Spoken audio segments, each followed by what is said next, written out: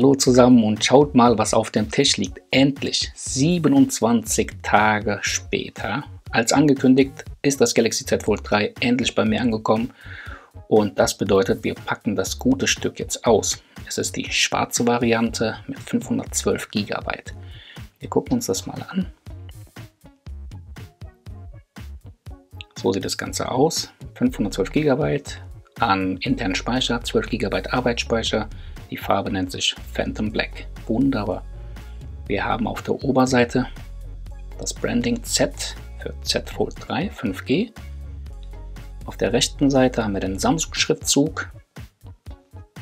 Auf der Oberseite ist nichts, das ist blank. Die linke Seite beherbergt den Schriftzug Galaxy Z Fold 3 5G. Das ist elend lang. Die Unterseite haben wir uns eben gerade angeguckt. Jetzt gehen wir auf die Rückseite. Kriegen hier ein paar Angaben. Das ist aber nicht so wichtig. Nichts weiter. Wie ihr sehen, wir haben zwei Siegel. Einmal hier oben, einmal hier unten. Dafür benötigen wir ein Taschenmesser. Das liegt auch schon parat. Dann machen wir zwei Schnitte. Einmal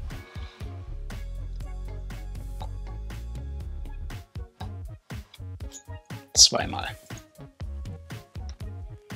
Drehen die Verpackung wieder um und heben natürlich den Deckel an. So, es ist getan. Der Moment der Wahrheit. Hier drunter verbirgt sich nichts. Der Deckel kann also weg.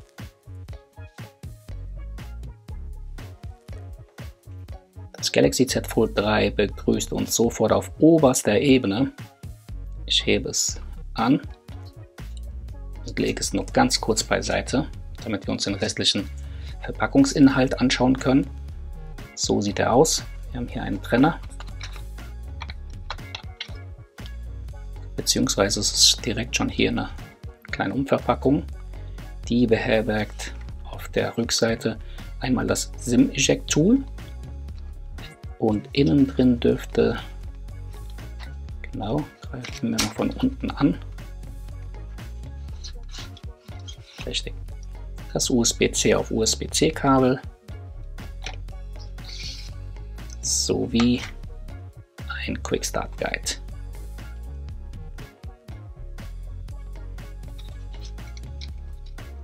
Und dann haben wir da doch noch was drin. Einmal die Garantiekarte in mehreren Ausführungen, in unterschiedlichen Sprachen. Ansonsten ist es leer. Und das ist traurig. Das ist ziemlich traurig. Da ist nichts weiter. Schaut euch das mal an. Also es wird von Jahr zu Jahr immer weniger der Lieferumfang. Beim ersten Galaxy Z Fold, wisst ihr noch, gab es dann Schnellladeadapter. Ich weiß nicht, ob es ein Schnelllader war, aber auf jeden Fall ein Netzteil plus Kabel plus Hülle. Beim Z Fold 2 wurde schon die Hülle weggelassen. Da haben wir wenigstens noch ein Netzteil. Und jetzt bei der dritten Generation wird das auch eingespart. Deswegen auch die recht dünne, also dünn bzw. nicht allzu hohe Verpackung. Netzteil ist schon gar nicht mehr mit dabei. Das ist der Lieferumfang, wie gesagt. Und jetzt würde ich sagen, kommen wir gleich zum Z Fold 3. Denn für alle Vorbesteller gab es ja dieses Paket. Das nennt sich hier Note Package. Das werden wir im Anschluss an dieses Video auspacken. Und da haben wir nämlich unser Netzteil dabei. Auch noch ein Fast Charger. Das ist sehr gut. Genug von der Ankündigung. Räumen wir hier mal schnell auf.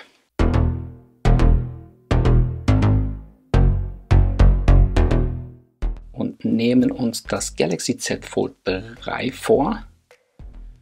Oh ja. Ist noch schön in Folie eingewickelt. Haben wir die matte schwarze Rückseite und ich würde sagen, wir entfernen jetzt endlich die Folie.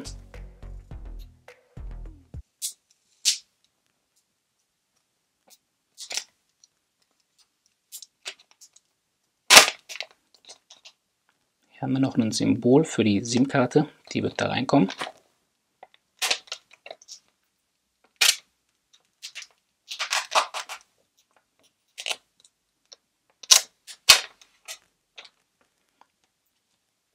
So, ab ist die Folie. Jetzt haben wir das Z Fold 3 in seiner vollen Pracht. Guckt euch das mal an. Sieht wirklich gut aus und die Unterdisplay-Kamera, die sehen wir jetzt. Im ausgestalteten Zustand sieht man sie.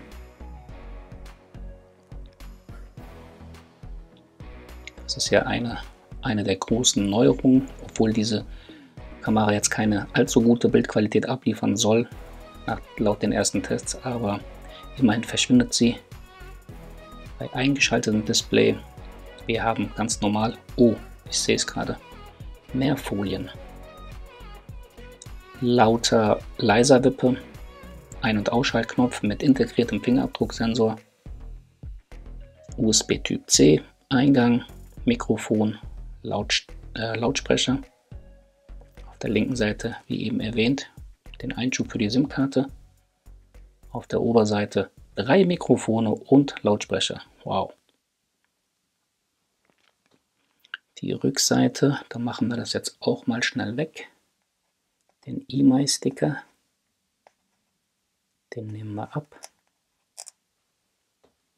Genau. Dann gucken wir uns die schöne mattschwarze Rückseite an. Oh ja, das gefällt mir richtig gut. Darauf habe ich so lange gewartet. Ich konnte mir leider das Z Fold 2 nicht in schwarz kaufen. Letztes Jahr, weil das einfach glossy war, glänzend und das war ein Fingerabdruckmagnet. Endlich, jetzt haben wir die mattschwarze Rückseite.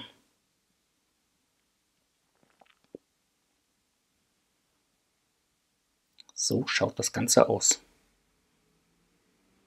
Und ich würde sagen, wir entfernen jetzt mal die ganze Folie, die hier um das Gerät geht. Wow, so viele. Damit habe ich jetzt nicht gerechnet. Seht euch das mal an. Da muss Samsung nachbessern, um da einfach plastikfreier zu werden in Zukunft. So, und am besten zählen wir mal mit, wie viele Folien denn jetzt auf diesem Gerät aufgebracht sind. Oh, die ist ganz schön, die haftet aber ganz schön stark.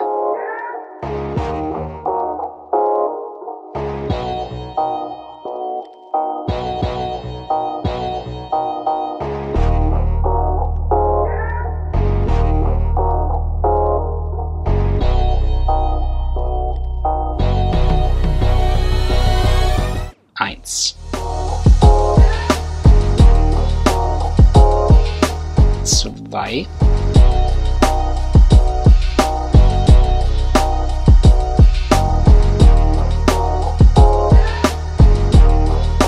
Drei. Und 4. Das waren die Folien, die um das Gerät, also am Rand, am Rahmen gehen. Jetzt haben wir natürlich hier noch eine Folie drauf, also auf dem Außendisplay. Die aber bitte nicht abziehen, das ist eine Schutzfolie. Die lasse ich auch so lange drauf, bis ja, sich Blasen bilden und ich das nicht mehr mit ansehen kann. Dann erst entferne ich diese Folie. Und dieses Jahr gehe ich auch hin und entferne die innere Folie auch nicht, denn sie soll ja dazu beitragen, dass das Display an sich, beziehungsweise nicht das Display, sondern dass das Ganze an sich um 80% stärker ist. Und ich habe ja jetzt auch das S-Pen oder den S-Pen dabei. Und da will ich ja auch drauf rumzeichnen, von daher lasse ich die Folie jetzt mal drauf. Auch wieder so lange, bis sich irgendwann hier Blasen bilden und ich es nicht mehr mit ansehen kann, dann fliegt sie raus. Okay, ich würde sagen, wir schalten das Gerät mal kurz ein, gucken uns die Boot-Animation an. So, es vibriert. Wir kriegen den Schriftzug Samsung Galaxy Secured by Knox. Und wie immer powered by Android. Das Gerät fährt hoch.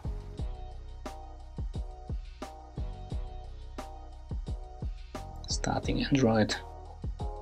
Und da haben wir den Begrüßungsscreen. Okay, dabei belassen wir es. Und jetzt im Anschluss machen wir das Note Package auf. Das tun wir jetzt gemeinsam auspacken. Und dafür klickt ihr bitte auf die folgende Karte. Und dann sehen wir uns gleich wieder. Bis dahin, macht's gut und tschüss.